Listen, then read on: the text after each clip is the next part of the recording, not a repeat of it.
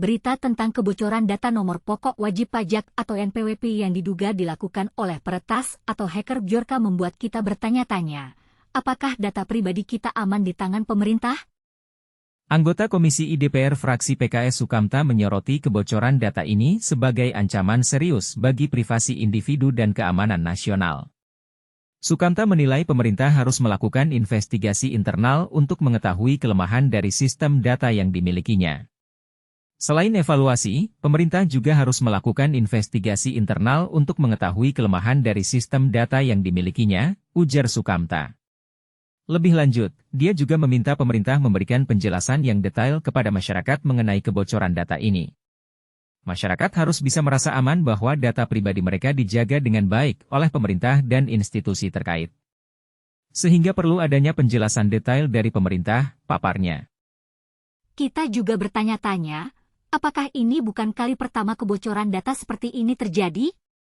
Menurut Sukamta, kasus kali ini harusnya sudah menjadi peringatan keras untuk pemerintah.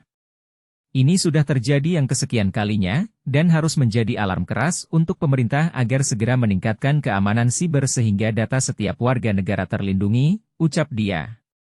Pemerintah harus segera mengambil langkah konkret dalam memperkuat keamanan siber di semua sektor, termasuk di sektor pemerintahan maupun swasta.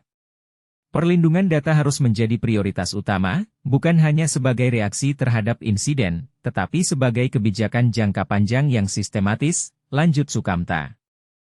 Kita juga ingin tahu, apakah benar 6 juta data NPWP dibocorkan?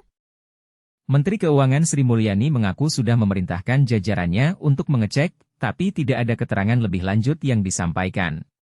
Informasi awal mengenai hal itu sebelumnya disampaikan Teguh Aprianto melalui akun X, dulu Twitter, Sekgron. Teguh mengatakan ada 6 juta data NPWP yang diperjualbelikan dengan harga sekitar 150 juta rupiah. Kita juga ingin tahu, apakah pemerintah sudah melakukan sesuatu untuk menangani kebocoran data ini?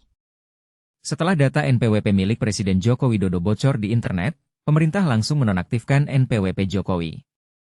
Hal itu diungkapkan pakar keamanan siber Pratama Persada setelah melakukan pencocokan data NPWP Jokowi yang bocor yang kemudian dicek validitasnya di situs Klik Pajak.